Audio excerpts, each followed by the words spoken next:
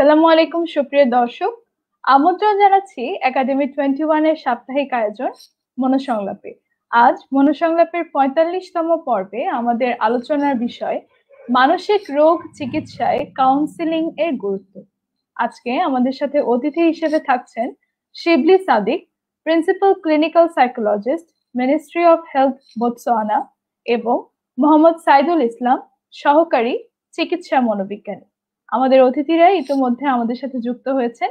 স্যারদেরকে সালাম জানিয়ে আজকের প্রোগ্রাম এখানে শুরু করছি। আসসালামু আলাইকুম স্যার। ওয়ালাইকুম আসসালাম। জি, এর মধ্যে আমাদের দর্শকদের জন্য বলে নিতে চাই, আজকে আমরা কাউন্সেলিং সম্পর্কে জানার চেষ্টা করব, এই বিষয়ে বিশ্লেষণে যাব। তো এই বিষয়ে আমাদের দর্শকদের যদি কোনো প্রশ্ন থেকে থাকে আমাদের স্যারদেরকে আপনারা কমেন্ট বক্সে জিজ্ঞেস করবেন, অতিথিরা সেটার উত্তর দিয়ে দিবেন ইনশাআল্লাহ। এই পর্যায়ে প্রথমে চলে যেতে চাই শিবলি সাদিক স্যারের কাছে, আজকের বিষয় এবং একাডেমি 21 এর দর্শকদের প্রতি কিছু বলে কথা শুরু করার জন্য অনুরোধ করছি। জি স্যার।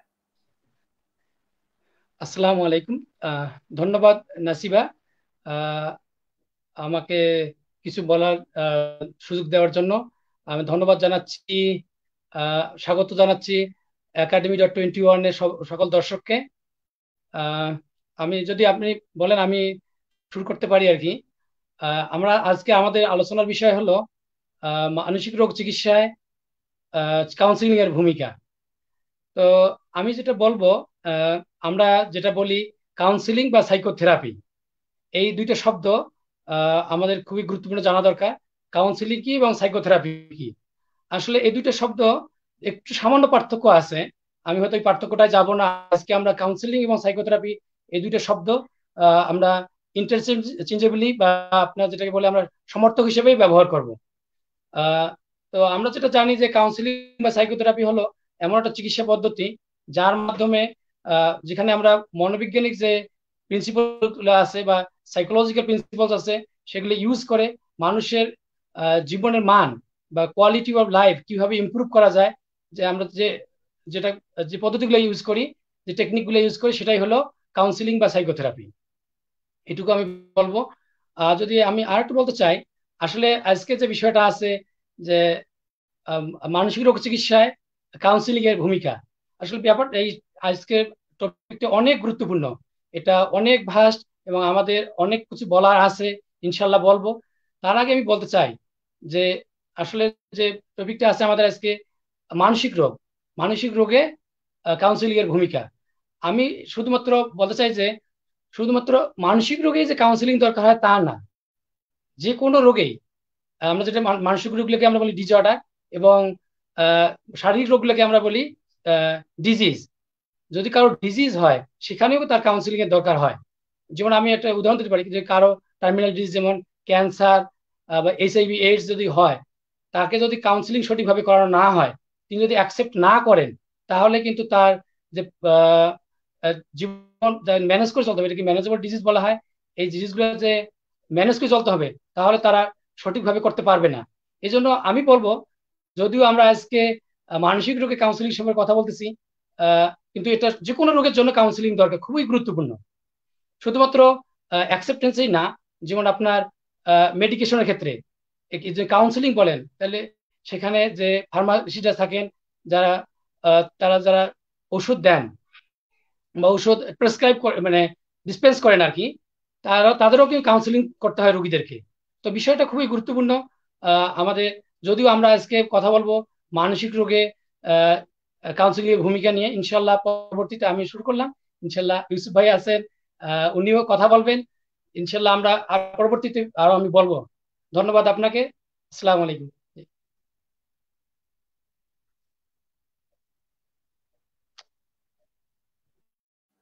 জি, ধন্যবাদ শিবলি সাদিক স্যারকে। এই পর্যায়ে মোহাম্মদ সাইদুল ইসলাম স্যারের কাছে যেতে চাই, আমাদের আজকের বিষয় এবং একাডেমি 21 এর দর্শকদের জন্য কিছু বলে কথা শুরু করার জন্য অনুরোধ করছি। জি স্যার। আসসালামু আলাইকুম। ধন্যবাদ সবাইকে যারা আজকে আমাদের এই লাইভ প্রোগ্রামটি শুনছেন, এবং সর্বপ্রথম কৃতজ্ঞতা প্রকাশ করছি আল্লাহ রাব্বুল আলামিনের কাছে, যেখানে আসলে আমাদেরকে সুস্থতার সাথে এত চমৎকার একটি আয়োজনের সাথে যুক্ত করতে পেরেছেন, সেই জন্য বলছি আলহামদুলিল্লাহ। এবং একাডেমি 21 সেই যে শুরু করেছে আজকে প্রায় 45তম পর্ব। তো সেই জায়গা থেকে বলবো যে অনেকটা দূর আসলে এগিয়ে এসছে একাডেমি 21, এবং খুবই যুগোপযোগী একটি সিদ্ধান্ত যে অনলাইন প্ল্যাটফর্মে মানসিক বিষয়ে, মেন্টাল হেলথ বা মানসিক স্বাস্থ্য নিয়ে বিভিন্ন সচেতনতামূলক যে অনুষ্ঠানগুলো করে আসছে, নিঃসন্দেহে প্রশংসার দাবি রাখে একাডেমি 21।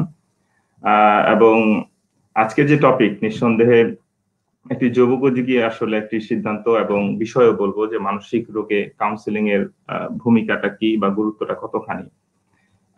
এই বিষয়ে আলোচনার শুরুতে যদি বলতে হয়, আসলে এখানে কাউন্সিলিং শব্দটা আসে যদি সেখানে একজন কাউন্সিলর থাকে। আসলে একজন কাউন্সিলর কে, যিনি কাউন্সিলিং সেবাটা প্রদান করেন, এবং এই সেবা প্রদান করার ক্ষেত্রে তার নিজস্ব কিছু কোয়ালিটিস, কিছু প্রশিক্ষণের কিছু বিষয় রয়েছে। আসলে কে আসলে কাউন্সিলিং করবেন?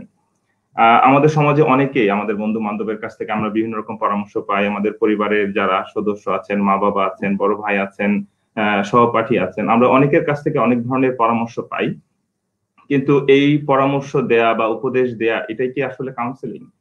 তো এইখানে মূলত পার্থক্যের জায়গাটা হচ্ছে এখানেই যে যিনি কাউন্সিলর হবেন এবং যিনি কাউন্সিলিং সেবা প্রদান করবেন, তার ক্ষেত্রে কিছু মৌলিক কিছু বিষয় থাকবে। তার হচ্ছে যেমন তিনি একজন প্রশিক্ষণ প্রাপ্ত হবেন, মানসিক স্বাস্থ্য বিষয়ে তিনি একজন বিশেষভাবে প্রশিক্ষিত হবেন।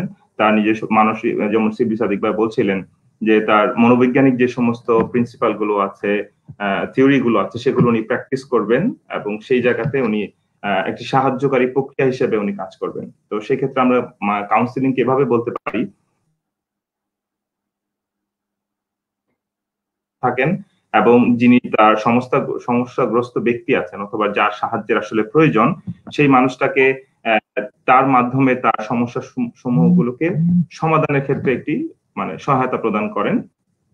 এই জায়গাটা নিয়ে এটাকে আসলে বলা যায় কাউন্সিলিং। এবং এই কাউন্সিলিং আসলে আরেকটা বড় জায়গা, আসলে কাউন্সিলিং কি না, একজন কাউন্সিলর কি করবেন না, এই বিষয়টার সাথে সাথে যুক্ত হয়। যেমন যিনি কাউন্সিলর হবেন তিনি নিজ থেকে কোনো উপদেশ অর্থাৎ কোনো সমস্যা সমাধানের সিদ্ধান্ত উনি দিবেন না, এবং উনি ব্যক্তি নিজে শুনবেন। যিনি সমস্যাগ্রস্ত ব্যক্তি থাকেন তিনি তার কথাগুলো পূর্ণ মনোযোগের সাথে শুনবেন। বলা হয় আমাদের সাইকোলজির ভাষায় বলি আমরা নন জাজমেন্টাল থাকা, অর্থাৎ তিনি নিজস্ব বিচার বিশ্লেষণ বুদ্ধি দিয়ে উনি এটাকে জাজ করবেন না যে এটা ভালো না মন্দ। উনি অ্যাজ ইট ইজ ব্যক্তিকে গ্রহণ করবেন, এবং সেখানে কিছু নিয়ম কানুনের কিছু বিষয় রয়েছে যে আসলে কি কি প্রিন্সিপাল গুলো রয়েছে, সেগুলো হয়তো আমরা আলোচনাতে শুরু করবো। আশা করি সামনে আমরা ডিসকাশন করব। তো শুরুতে আসলে স্বাগত জানাই যারা আসলে আজকে শুনছেন এবং পরবর্তীতে শুনবেন। আমাদের সাদিক ভাইও আছেন, খুব দারুণ অভিজ্ঞতার কথা বলবেন আমাদের বতসোয়ানার বিষয়গুলো নিয়েও। তো আশা করি আমাদের আজকের আলোচনা খুব প্রাণবন্ত হবে। ধন্যবাদ নাসিবা। জি স্যার, আপনাকেও ধন্যবাদ। ইনশাআল্লাহ আজকে আমাদের প্রোগ্রামটা ইফেক্টিভ হবে, অনেক প্রাণবন্ত হবে যেমনটা আপনি বললেন। এই পর্যায়ে সরাসরি কিছু প্রশ্ন নিয়ে চলে যেতে চাই আপনাদের কাছে। প্রথমেই শিবলি সাদিক স্যারকে জিজ্ঞেস করব, আমরা আজকে কাউন্সিলিং সম্পর্কে আলোচনায় বসেছি। তো counselling according to the medical science, what is counselling, এখানে যদি সংজ্ঞায়িত করতে হয়। জি স্যার।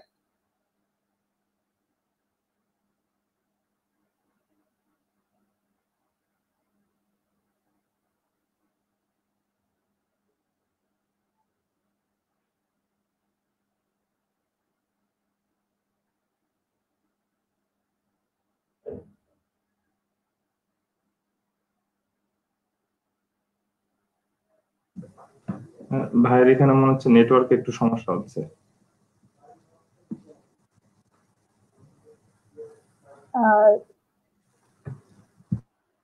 স্যার, শিবলি সাদিক স্যার, আপনি মনে হয় মিউট করে রেখেছেন, আপনাকে আমরা শুনতে পাচ্ছি না। সরি সরি সরি, হ্যাঁ আমি মিট করেছিলাম আর কি। ধন্যবাদ আপনাকে। আমি বলতে চাচ্ছি যে আমি সংজ্ঞাটা আগে দিয়েছি, আবারও বলতেছি, যে পদ্ধতির মাধ্যমে, যে চিকিৎসা পদ্ধতির মাধ্যমে মনোবৈজ্ঞানিক যে প্রিন্সিপাল বা পদ্ধতি আছে, টেকনিক আছে, সেগুলি ইউজ করে মানুষের জীবনের মান বা কোয়ালিটি অফ লাইফ ইমপ্রুভ করার জন্য যে পদ্ধতি ইউজ করা হয়, সেটাই হচ্ছে আপনার কাউন্সিলিং বা সাইকোথেরাপি। আমি একটা কথা বলবো এখানে, আমরা অনেক সময় বলি কাউন্সিলিং সাইকোথেরাপি, একটু ক্লিয়ার করা দরকার। আমি একটু বলবো, কাউন্সিলিং আর সাইকোলজি প্রায় সাইকোথেরাপি একই জিনিস। কিন্তু আমরা যেটা জানি যে সাইকোথেরাপিতে ডিপার লেভেলে যে সমস্যা থাকে, যদি আপনার ভাষা সমস্যা থাকে, কম লেভেলের সমস্যা থাকলে সেটাকে কাউন্সিলিং করা হয়। কিন্তু সাইকোথেরাপির জন্য একটা ডিপ লেভেলে যেতে হয় এবং ইন্টেনসিভ নিতে হয় সেখানে। তবে আমরা এখানে কাউন্সিলিং ও সাইকোথেরাপিটাকে আমরা একসাথেই ইউজ করবো আর কি, ওটা আমরা কোনো পার্থক্য করবো না। যদিও একটু পার্থক্য, সামান্য সূক্ষ্ম পার্থক্য আছে, ওটাতে আমরা আজকে যাবো না আর কি।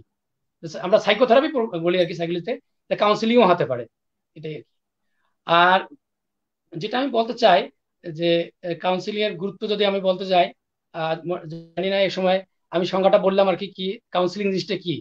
কিন্তু কাউন্সিলিং এর যে গুরুত্ব, কাউন্সিলিং এর গুরুত্ব বুঝতে গেলে আমাদেরকে বুঝতে হবে যে মানসিক রোগের যে সমস্যা, মানসিক রোগের কাউন্সিলিং, মানসিক রোগটা কি, মানসিক রোগ কি কারণে হয়। আমরা যদি ইটোলজি, যেটাকে কারণ বলা হয়, যে কজের দিকে যাই, তাহলে আমরা বুঝতে পারি কাউন্সিলিং এর দরকার আছে কিনা। আমি আজকে একটু নিজস্ব ভাষায় বলবো, আমি কাউকে, কোনো প্রফেশনকে আমি ছোট করব না, সব প্রফেশনের দরকার আছে।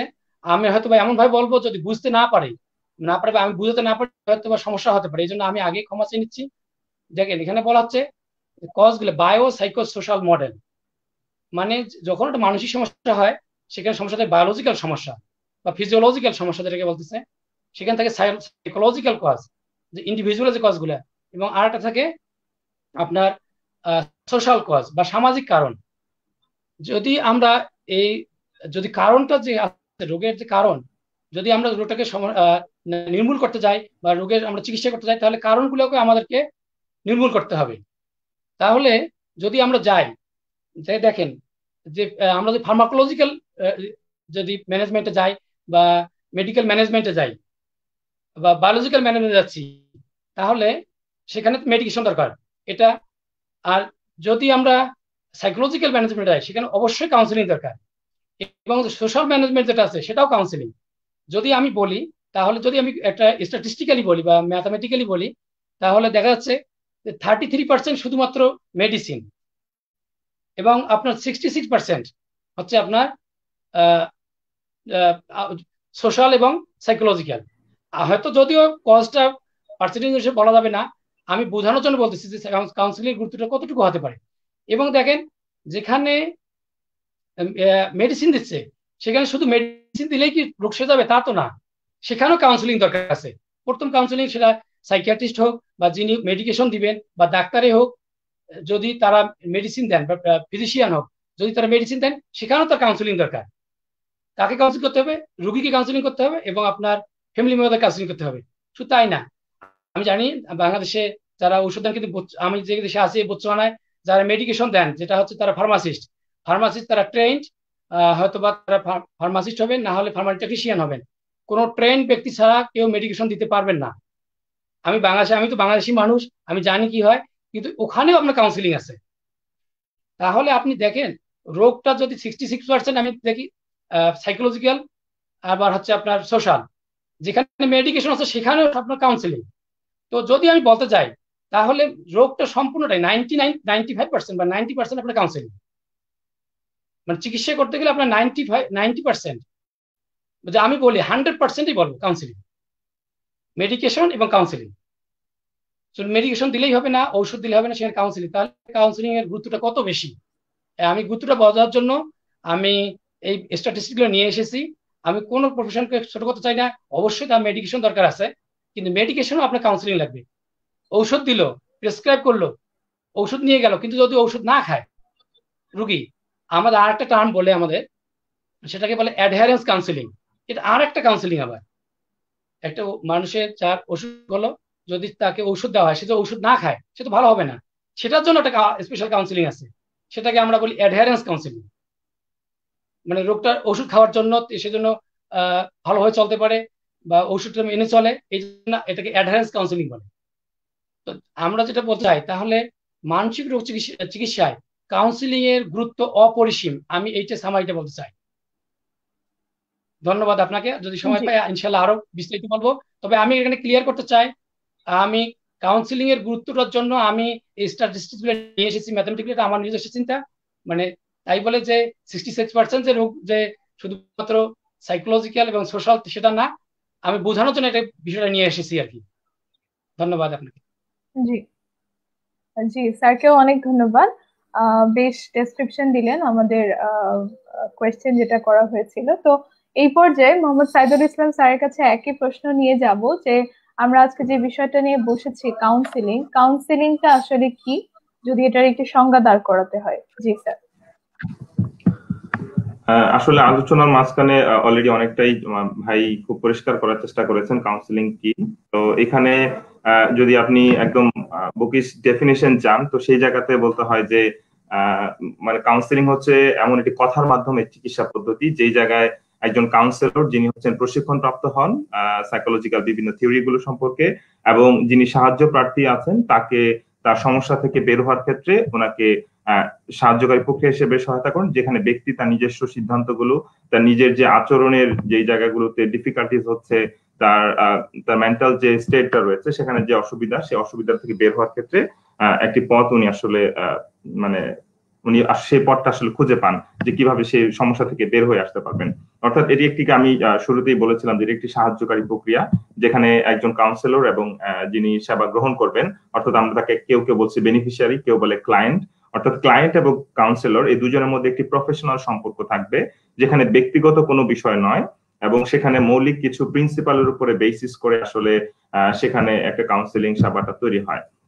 এবং সেই মৌলিক প্রিন্সিপাল গুলো কেমন, সেই জায়গাটা হচ্ছে যেমন সেখানে ক্লায়েন্টের সাথে একটি ট্রাস্টি রিলেশনশিপ বিল্ড হয়, অর্থাৎ আমরা সেটাকে বলি যে র্যাপো বিল্ডিং, অর্থাৎ যিনি সাহায্য নিবেন এবং যিনি সাহায্য প্রদান করবেন তাদের মধ্যে একটি বিশ্বাস এবং আস্থার সম্পর্ক তৈরি হয়, এবং এই আস্থার সম্পর্কের মাধ্যমে ব্যক্তি তার নিজের যে কষ্টের কথাগুলো আছে, অর্থাৎ তার যে অসুবিধাগুলো আছে, সেটা খুব প্রাণ খুলে মানে বলে আশ্বস্ত হন, এবং এই মানুষটার কাছে আমার কষ্টের কথাগুলো বলা যায়, এরকম একটি এনভায়রনমেন্ট ক্রিয়েট হয় কাউন্সিলিং সেবার যে প্রক্রিয়ার মধ্যে। এবং সেখানে ব্যক্তিকে তিনি যা ধর্ম বর্ণ যাই হোক না কেন তাকে অ্যাজ ইট ইজ গ্রহণ করা হয়, অর্থাৎ তাকে তিনি কোন গোত্র থেকে এসেছেন, তার তার কালচার কি, তার রিলিজিয়ান কি, এই যে মানে যে অবস্থায় থাকেন না কেন তাকে অ্যাজ ইট ইজ গ্রহণ করা, অর্থাৎ নন জাজমেন্টালি তাকে টেক করেন। এবং সেখানে কিছু মৌলিক আরেকটা জায়গা রয়েছে, যেমন কনফিডেন্সিয়ালিটি এনশিওর করেন, অর্থাৎ যিনি কাউন্সিলর হন কাউন্সিলিং সেবায় খুব মৌলিক একটা জায়গা হচ্ছে তিনি গোপনীয়তা করেন, অর্থাৎ বেনিফিশিয়ারি অথবা ক্লায়েন্ট তার যে তথ্যগুলো আছে সেগুলো খুব মানে যত্ন সহকারে রাখা হয়, এবং এখানে কোনোভাবে অন্য কারো কাছে বেনিফিশিয়ারির অনুমতি ছাড়া কারো কাছে বলা হয় না। অর্থাৎ এখানে মানে একদম শুরুতে এই ট্রাস্টি রিলেশনশিপটা তৈরি হয় এখানে, যে আপনার এবং আমার মধ্যে যে কথাগুলো হবে এই কথাগুলো সম্পূর্ণ গোপন থাকবে, আপনার অনুমতি ছাড়া অন্য কারো কাছে আমাদের এই তথ্যগুলো শেয়ার হবে না। তবে কয়েকটা ক্ষেত্রে ব্রিচ করতে হয়, যদি ব্যক্তি নিজেকে ক্ষতি করে, যেমন হার্ম করে, সুইসাইডাল থট বা আইডিয়েশন থাকে, অথবা অন্যকে ক্ষতি করার কোনো বিষয় থাকে, পরিকল্পনা থাকে, অথবা যদি আরেকটা জায়গা সেটা হচ্ছে ল অ্যান্ড এনফোর্সের যে ভায়োলেন্স, অর্থাৎ যেখানে বিচার প্রক্রিয়া, অর্থাৎ যেখানে সম্পৃক্ত হবে বিচারকের সামনে হয়তো বা কখনো এভিডেন্স হিসেবে থাকতো, ওই ক্ষেত্রে শুধুমাত্র ডিসক্লোজ করা যায় ইনফরমেশন গুলো, তবুও বেনিফিশিয়ারি জানবে, অর্থাৎ যিনি ক্লায়েন্ট তিনি বিষয়ে জ্ঞাত থাকবেন যে আমি এই ক্ষেত্রে আমার কাউন্সিলর কিন্তু আপনার এই তথ্যগুলো ব্যবহার করতে পারেন।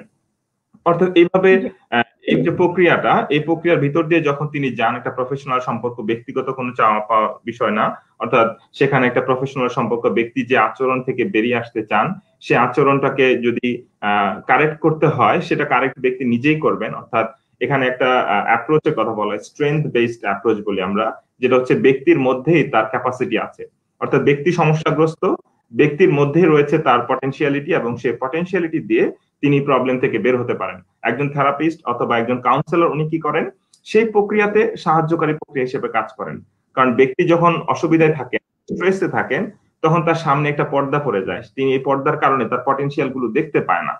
অর্থাৎ এই কাউন্সিলিং প্রক্রিয়ার মাধ্যমে সেই পর্দাটাকে সরিয়ে দিয়ে তার স্কিল গুলোকে সামনে নিয়ে এসে তিনি কি কি দক্ষতা আছে সেই দক্ষতাকে ব্যবহার করার মাধ্যমে উনি প্রবলেম থেকে বের হতে পারেন।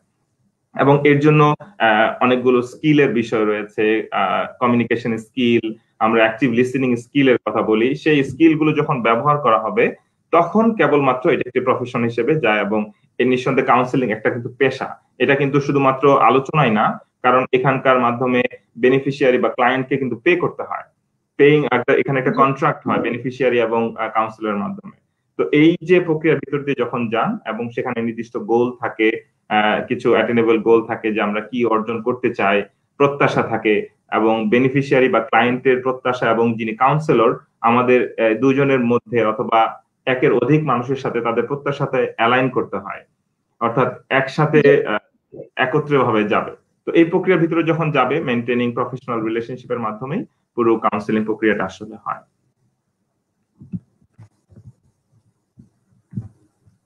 জি, স্যারকে অনেক ধন্যবাদ। একটা সম্পূরক প্রশ্ন আমি সাইদুল ইসলাম স্যারের কাছে রাখতে চাই। আমাদের দর্শকদের থেকে এই প্রশ্নটি এসেছে। তা হচ্ছে যে একজন মানুষের যখন মানসিক কোনো রোগ নিয়ে সে কাউন্সিলরের কাছে আসে, যদি মানসিক রোগের একদম শুরুর পর্যায়ে তাকে কাউন্সিলিংটা দেওয়া যায়, তাহলে রোগের নিরাময়টা সহজ হয়ে যায় কিনা? জি। অবশ্যই, আসলে কারণ যখন কোনো একটা রোগ আসলে কখন হয়, আসলে একটা যদি মানসিক রোগের কথা বলি, বড় তিনটা মানে দর্শকদের জন্য সহজ করে বলার ক্ষেত্রে তিনটা পয়েন্ট যদি কেউ মনে রাখে যে মানসিক রোগ হতে গেলে, তার প্রথম হচ্ছে তার কিছু সাইন সিমটম থাকবে। যে মানসিক রোগ হয়, রোগ হলে যদি কারো ডিপ্রেশন হয় তার নির্দিষ্ট কিছু সাইন সিমটম থাকবে, কারো যদি অ্যাংজাইটি হয় তার অ্যাংজাইটি রিলেটেড কিছু সাইন সিমটম থাকবে। অর্থাৎ যে রোগ, তার রোগের কিছু সাইন সিমটম থাকবে। দ্বিতীয় হচ্ছে এই রোগের ডিউরেশন থাকবে, অর্থাৎ সাইন সিমটমের একটা লম্বা সময় ধরে থাকতে হয়। হয়তো যদি ডিপ্রেশন হয় তাহলে সেক্ষেত্রে 2 সপ্তাহ ধরে, এমডি যদি বলি মেজর ডিপ্রেসিভ ডিসঅর্ডার, সেক্ষেত্রে 2 সপ্তাহ। কারো যদি অ্যাকিউট স্ট্রেস হয় সেক্ষেত্রে 1 মাসের কম। আবার পিটিএসডি, যে পোস্ট ট্রমাটিক স্ট্রেস ডিসঅর্ডার, এগুলো একটা রোগের নাম বলছি।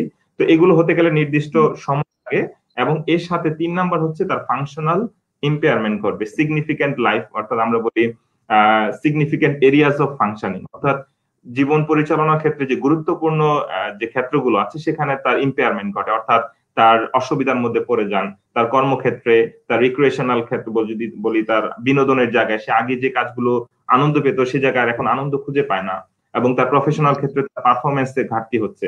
অর্থাৎ এরকম সিগনিফিক্যান্ট এরিয়াস অফ ফাংশনিং এ যখন হ্যাম্পার হয় আমরা বলি, তখন রোগটা দেখা দেয়।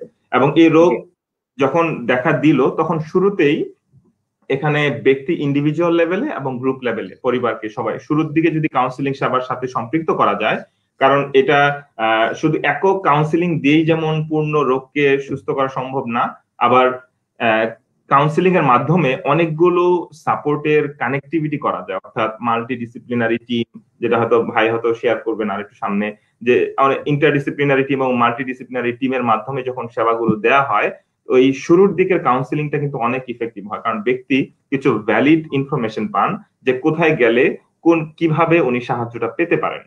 সাহায্যটা উনি নিজেই নেওয়ার ক্ষেত্রে উনি পদক্ষেপ নেবেন, কিন্তু একজন কাউন্সিলর তিনি কিন্তু গাইড করতে পারেন, তিনি সাপোর্ট করতে পারেন যে কিভাবে এই সহায়তাগুলো পেতে পারেন। অর্থাৎ একজন রোগের শুরুতেই যদি কাউন্সিলিং সেবার মাধ্যমে উনি হন, তাহলে উনি অনেক বেশি খুব দ্রুত কিওর হওয়ার একটা পসিবিলিটি থাকে, এবং যদি পুরোপুরি কিওর নাও হয় তাও তিনি তার লাইফটাকে চালিয়ে যেতে পারবেন।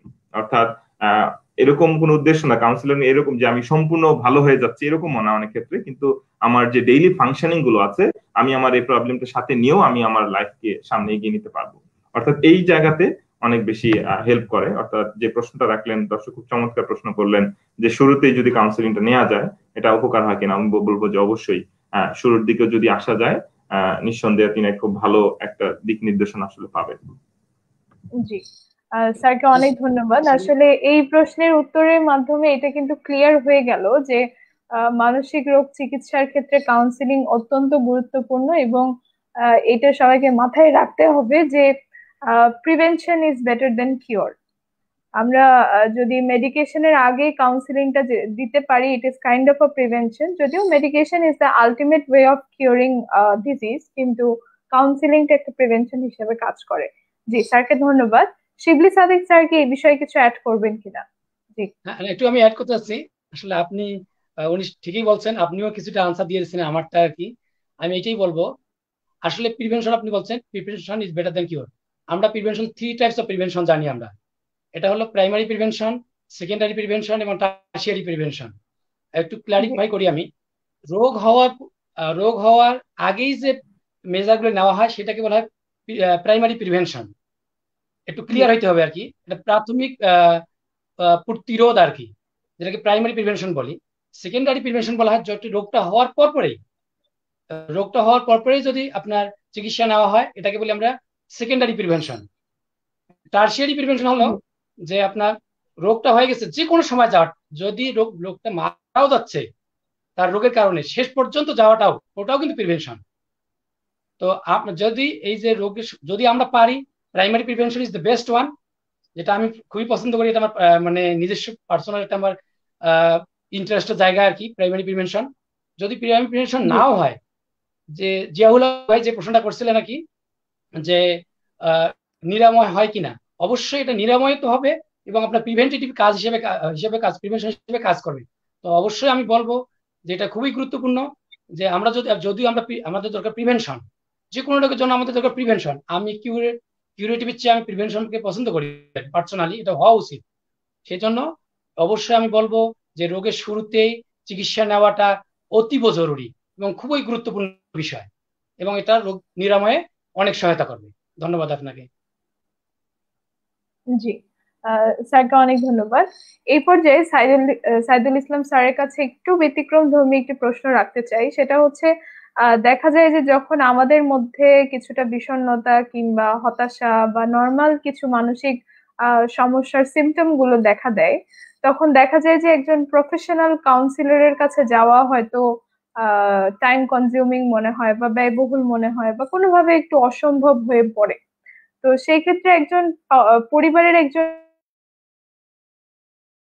মানুষ বা করতে চান একটা মানুষের, তাহলে সেই ক্ষেত্রে কি কি স্টেপ আসলে ফলো করা উচিত? থাকে না যে হ্যাঁ প্রথমে সমস্যাটা শুনবে কিনা, তারপরে কি করবে, তারপরে কি করবে, কিভাবে সে একটা প্রাইমারি এখানে ট্রিটমেন্ট দিতে পারে, এই বিষয়টা যদি একটু বলতেন।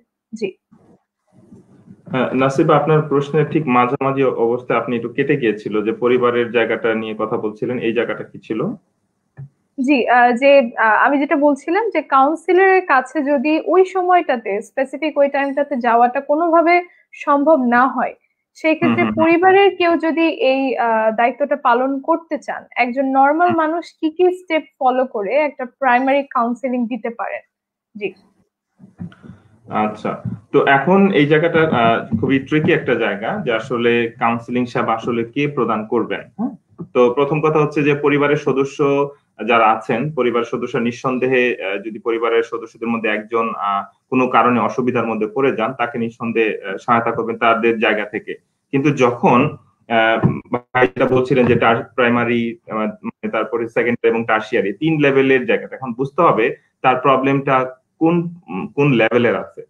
কিছু জায়গা জি আছে যে প্রাইমারি লেভেলের যদি হয়, সেক্ষেত্রে আমরা যদি বলি পরিবারের গুরুত্বটা অনেক বেশি থাকে, যাতে করে ফ্যামিলি সাপোর্টের জায়গাটা যদি অনেক বেশি স্ট্রেনথেন করা যায়, নিজেদের মধ্যে আন্ডারস্ট্যান্ডিং করা যায়, রোগটা যদি ধরা যায় যে আমার আসলে এই প্রবলেম গুলো হচ্ছে, তার যদি একটা শেয়ারিং এর জায়গা থাকে, তার এমন কেউ যদি থাকে যার কাছে উনি প্রবলেম গুলো শেয়ার করছেন, সেই জায়গা থেকে হয়তো অনেক ক্ষেত্রেই উনি হেল্প পেতে পারেন। কিন্তু কিছু সমস্যা থাকে যখন ব্যক্তি নিজে নিজে আসলে সমস্যার সমাধান করতে পারেন না। কিছু সমস্যা আছে যে সমস্যাগুলো হয়তো কেউ একটু হেল্প করলো, তাকে হয়তো সে হয়তো হেল্প আউট হতে পারে, অর্থাৎ কেউ একটু স্ক্যাফোল্ড করলে, যে অন্য কেউ এসে তাকে একটু সাহায্য করলো, তাহলে বের হয়ে গেল।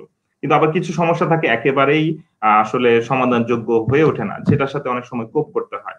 অর্থাৎ ব্যক্তির সমস্যার ধরন অনুযায়ী আসলে এই জায়গাটাকে আসলে আইডেন্টিফাই করা, যে আসলে উনি আসলে কোন ধরনের সমস্যার মধ্যে, যদি স্বাভাবিক যদি বিষণ্ণতার কথা বলি অথবা অ্যাংজাইটি লেভেলের যে প্রবলেম গুলো হয়, এটা প্রতিনিয়তই কিন্তু ঘটে। কিন্তু দেখতে হবে, আমি শুরুতে বলছিলাম যে রোগ হওয়ার ক্ষেত্রে 3টা জায়গা, তার সাইন সিমটম আছে। সাইন সিমটম থাকা মানেই যে আমাকে ইমিডিয়েটলি সাপোর্টের দিকে যেতে হবে, নট নেসারাইলি। আমরা যদি দেখি যে তার একটা লম্বা সময় ধরে হচ্ছে এবং সেই কারণে তার ফাংশনাল একটা ডিফিকাল্টিস হচ্ছে, সেক্ষেত্রে হয়তো আমরা সাইকোথেরাপির জন্য যেতে পারি।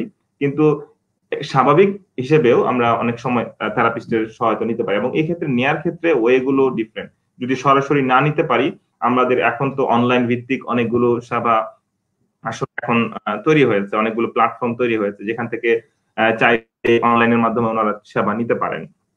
তো বিভিন্ন গ্রুপে যারা অলরেডি সেবা দিচ্ছেন, টেলিসাইকিয়াট্রিক অনেক ধরনের গ্রুপ রয়েছে, তারা আসলে সেবাগুলো করেন।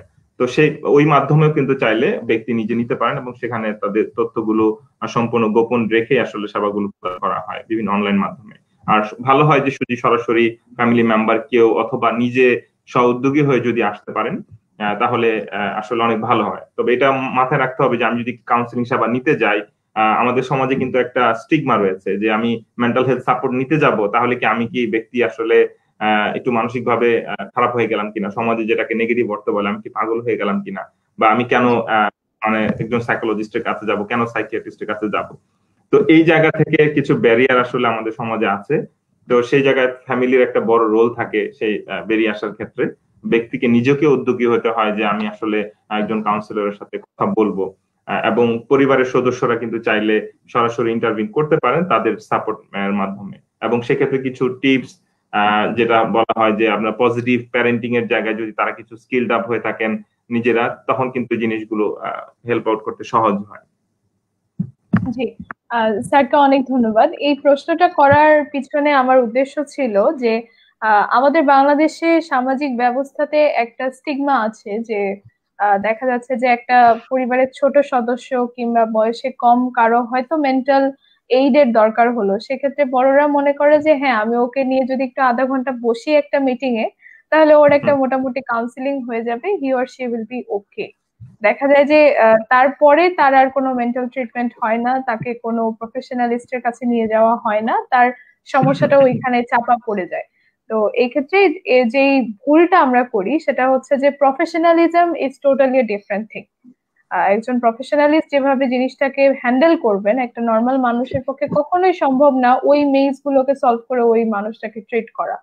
তো এই ভুলটাকে ভাঙানোর। আমি এই জায়গায় একটু অ্যাড করতে হবে যে আসলে যখন পরিবারের কেউ কথা শোনে, কিন্তু আসলে সত্যিকার অর্থে রিয়েলিটি হচ্ছে যে আপনি পৃথিবীতে অন্য কাউকে পাবেন না যিনি আসলে আপনার ঠিক আধা ঘন্টা বা 45 মিনিট ধরে আপনার কথাগুলো আপনার মতো করে শোনে।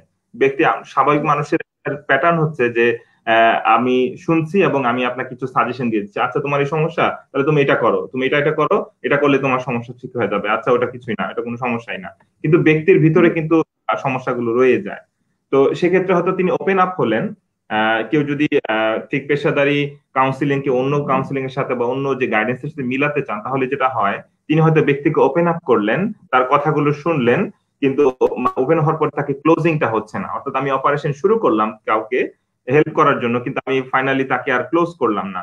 তাহলে কি হলো, হিতে বিপরীত অনেক ইমিডিয়েট হতে পারে সে একটু রিলিফ পাচ্ছে, কিন্তু তার জন্য যে সাস্টেনেবল করা প্রবলেম থেকে বেরিয়ে আসার জন্য একটা পরিকল্পনা দরকার লম্বা সময়ের জন্য, এবং তার একটা একটা কি বলা যায় এটাকে, কিছু রুলস এন্ড রেগুলেশন তিনি মেনে চলবেন এবং নিজের জন্য সেট করবেন এবং তিনি একটা পরিবর্তন, সিগনিফিক্যান্ট একটা পরিবর্তন দেখতে পাবেন যে না, সত্যিকার অর্থে আমি আমার প্রবলেম থেকে বের হতে পারছি। অর্থাৎ এখানে একজন কাউন্সিলর কিন্তু যখন সেবা দেন, তার আলটিমেট গোল থাকে তাকে একটা হাফ কাউন্সিলর বানিয়ে ফেলা। অর্থাৎ আমি এই মুহূর্তে আমি সমস্যা থেকে বের হওয়ার ক্ষেত্রে সরাসরি ডিল না করে তাকে দিয়ে যেন তার প্রবলেম থেকে তিনি বের হতে পারেন। অর্থাৎ এটাকে সহজ বলে যে মাছ ভেজে না দিয়ে তাকে মাছ ধরা শিখিয়ে দেওয়া, যাতে ভবিষ্যতে তিনি নিজেই নিজের জীবিকা অর্জন করতে পারেন, নিজের প্রবলেমে এর চেয়ে বড় সমস্যাও যদি পড়েন তিনি নিজে নিজে সেখান থেকে বের হতে পারেন। অর্থাৎ তার একটা কগনিটিভ একটা ম্যাপ তৈরি হয়ে যায় যে তিনি কিভাবে প্রবলেমে পড়লে বের হতে পারেন। স্যারকে অনেক অনেক ধন্যবাদ। এই পর্যায়ে শিবলি সাদিক স্যারের কাছে যাব। আমাদের যে কাউন্সিলিং নিয়ে আমরা কথা বলছি মানসিক রোগ চিকিৎসার ক্ষেত্রে, এক্ষেত্রে আপনি বোতসোয়ানাতে আছেন। বোতসোয়ানাতে কাউন্সিলিং প্র্যাকটিসটা আসলে কিরকম, আপনি যদি আমাদেরকে একটু ধারণা দিতেন। জি, ধন্যবাদ নাসিবা। আপনি যে সাইদুল ইসলাম ভাইকে পূর্ববর্তী প্রশ্নটা করছিলেন, ওইটা আমি একটু অ্যাড করতে চাই আর কি, একটু জিস্টে বলতে চাই। সেটা হলো কি যে এটা ভালো যদি সম্ভব হয়, যদি এটা নির্ভর করবে যে সমস্যার ধরনটা কিরকম এবং যার সাথে শেয়ার করবে তার সাথে সম্পর্কটা কি, এটা নির্ভর করবে। তাকে ট্রাস্টওয়ার্দি হতে হবে, আমরা একটা ওয়ার্ড ইউজ করি, ট্রাস্টওয়ার্দি বা বিশ্বস্ত হতে হবে। উনি বলেন যদি ঠিকভাবে হ্যান্ডেল করা না যায় কিন্তু হিতে বিপরীত হতে পারে আর কি, সমস্যা আরো বেড়ে যেতে পারে। এই জন্য যেটা আমাদের করতে হবে যে খুব কেয়ারফুলি কারোর সাথে শেয়ার করতে হবে। এই বিষয়টা আমাদেরকে খুবই খুবই গুরুত্বপূর্ণ। তবে আর একটা বিষয় বলবো, একটা যদি সমস্যা থাকে, যেমন সুইসাইডাল থট যদি থাকে কোনো কারণে, এটা একটা আলাদা বিষয়। যদি সুইসাইডাল থট থাকে তাহলে আমরা বলি যে এটা বেস্ট হলো পরিবারের লোককে বলা, কারণ কাউন্সিলকে পাওয়া এটা কঠিন হয়ে যেতে পারে। এই জন্য যেটা করতে হবে যে আপনার শেয়ার করলে বেস্ট হবে আর কি, যদি কারো সুইসাইডাল থট থাকে। এই জন্য আমি যেটা বলতে চাই যে পারতপক্ষে যে সম্ভব হয় পরিবারের লোকজন শেয়ার করলে, ডিটেলস না বলে কি সমস্যা একটু হলো বললো, তাহলে পরিবারের লোকজন সাহায্য করবে আর কি। আর ডিটেলস বললে অনেক সমস্যা হতে পারে যদি ট্রাস্টওয়ার্দি না হয়। কনফিডেন্সিয়াল ব্যাপারটা আছে, এটা খেয়াল রাখতে হবে। ধন্যবাদ। আপনি আরেকটা প্রশ্ন করছিলেন যে আমরা বোতসোয়ানাতে কিভাবে কাউন্সিলিং এখানে দেওয়া হয় বা সাইকোথেরাপি দেওয়া হয়। আমি যেটা বলবো, আমি যেটা হসপিটাল সেটিং এ কাজ করি, হসপিটাল সেটিং এ আমার জানা মতে বাংলাদেশে জেনারেল হসপিটালে এটা আমি জানি ভালো করে, এটা নিয়ে কাজ হচ্ছে এবং আমিও তার কিছুটা অংশ ছিলাম আর কি। এখনো কোনো বাংলাদেশে কোনো সরকারি হসপিটালে ইয়া নাই আর কি, আপনার জেনারেল হসপিটাল যেগুলাকে বলবো ক্লিনিক্যাল সাইকোলজিস্ট নাই আমার জানা মতে। ইউসুফ ভাই উনি বলতে পারবেন, আমি তো অনেকদিন হলো দেশের বাইরে, আমার জানা মতে নাই। তো আমাদের এখানে সেটিংটা আলাদা। যেমন বাংলাদেশে এনআইএমএস আছে, যেখানে জাতীয় মানসিক স্বাস্থ্য ইনস্টিটিউট আছে, সেখানে হয়তো আছে, কিন্তু সেখানে মানসিক রোগী শুধুমাত্র থাকে। কিন্তু জেনারেল হসপিটাল যেমন আমি বলবি ঢাকা মেডিকেল, রংপুর মেডিকেল, এগুলোতে কিন্তু ক্লিনিক্যাল সাইকোলজিস্ট নাই। আমাদের এখানে এইরকম হসপিটালে আমরা কাজ করি, যেখানে আপনার জেনারেল হসপিটাল আর কি। আমি জানি না ইউসুফ ভাই কিছু বলবেন কিনা, যদি বলতে চান কিছু। না, এখন এটা একটা আশাবাদী দিক। বর্তমানে একটু করে বলি যে বর্তমানে যে মেডিকেল হসপিটাল গুলো আছে সেই জায়গায় সরকার একটু মনোযোগ দিচ্ছে, যদিও গভর্নমেন্ট পজিশন পুরোপুরি না, কিন্তু এটাকে এখনো প্রজেক্ট আকারে বিভিন্ন মেডিকেল কলেজে ক্লিনিক্যাল সাইকোলজিস্ট পজিশন গুলোকে ক্রিয়েট করা হয়েছে এখনো সব। এবং খুব একদম ভেরি রিসেন্ট চাইল্ড সাইকোলজিস্ট হিসেবেও কিছু পজিশন খুব সদ্য মাত্র নিয়োগ হচ্ছে, তারা এখনো শুরু করে নাই। তার মানে মাত্র শুরু হচ্ছে এই জায়গাটা, যেটা আপনি বলছেন অলরেডি অনেকটা এস্টাবলিশড। আমাদের বাংলাদেশে মাত্র এই জায়গাটা একটা রাইজিং ফিল্ড হিসেবে আছে আর কি ভাই। জাস্ট আপনাকে একটু মনে বললাম আর কি। হ্যাঁ, ধন্যবাদ ইউসুফ ভাই। হ্যাঁ, না সেটাই বলছি, এখানে আমরা যে সেটিং আছে সেখানে আমরা এটাকে এমডিটি বলি আর কি, বা মাল্টিডিসিপ্লিনারি টিম বলা হয়, যেখানে একজন psychiatrist, psychiatric nurse, general nurse, physician, psychologist, social worker, তারপরে ফিজিওথেরাপিস্ট, অকুপেশনাল থেরাপিস্ট এবং আপনার ডায়েটিশিয়ান, সবাই মিলে একটা টিমে আমরা কাজ করি আর কি। এটা সাইকিয়াট্রিক এমডিটি আছে এবং একটা জেনারেল এমডিটি আছে আমাদের এখানে। আমরা একটা রোগী যখন আসে, যখন রেফার করা হয়, সব প্রফেশন মিলে আমরা রোগীটাকে আমরা দেখার চেষ্টা করি। এখানে দুইটা অ্যাপ্রোচ বলবো, যদিও খুব একটু সূক্ষ্ম পার্থক্য আছে। এটা ইন্টারডিসিপ্লিনারি, যে রোগীটাকে আলাদা করে দেখা আর কি, সব প্রফেশনাল লোক আলাদা করে দেখলো। কিন্তু যখন আবার আমরা সবাই মিলে একটা রোগী নিয়ে আমরা আলোচনা করতেছি, বসলাম, সেটাকে আমরা এমডিটি বলতেছি, যদিও একটু সূক্ষ্ম পার্থক্য আছে সেখানে। এটা আর কি আমরা এখানে এইভাবে দেখা হয়, একটা রোগীকে সব ধরনের প্রফেশনের মানুষ আর সবাই মিলে আমরা দেখি আর কি, এখানে সব ধরনের সেবাটা পায়। সেখানে একজন ডাক্তার, নার্স, সাইকিয়াট্রিক নার্স এবং ক্লিনিক্যাল সাইকোলজিস্ট, সোশ্যাল ওয়ার্কার, সব ধরনের সার্ভিসটা এখানে পায়, যেটা আমার জানা মতে বাংলাদেশে এই জিনিসটা এখনো এস্টাবলিশ হয়নি। ইনশাল্লাহ হবে, আমরা আশা করি। এটাই আর কি। আর আমি আরেকটু যদি বলতে চাই, সেটা হলো কি, যে আমরা কাউন্সিলিং বা সাইকোথেরাপি বলতেছি, কাউন্সিলিং বা সাইকোথেরাপি কিছু ভাগ আছে। যেমন আমি যদি বলি যে ইন্ডিভিজুয়াল সাইকোথেরাপি, যেটা এখানে একজন ব্যক্তি থাকবে, একজন ইন্ডিভিজুয়াল থাকবে, একটা রোগীকে দেখা হবে, এবং রোগীর সাথে হয়তো ফ্যামিলি থেরাপি থাকতে পারে, সেটা আলাদা বিষয়। ফ্যামিলি আরেকটা যেটা বিষয় আমি এই প্রসঙ্গে বলতে চাই, বোতসোয়ানাতে যেটা আমরা কাজ করি, একটা রোগী যদি আসে তার ফ্যামিলিকে অবশ্যই ইনভলভ করাতে হবে, অবশ্যই।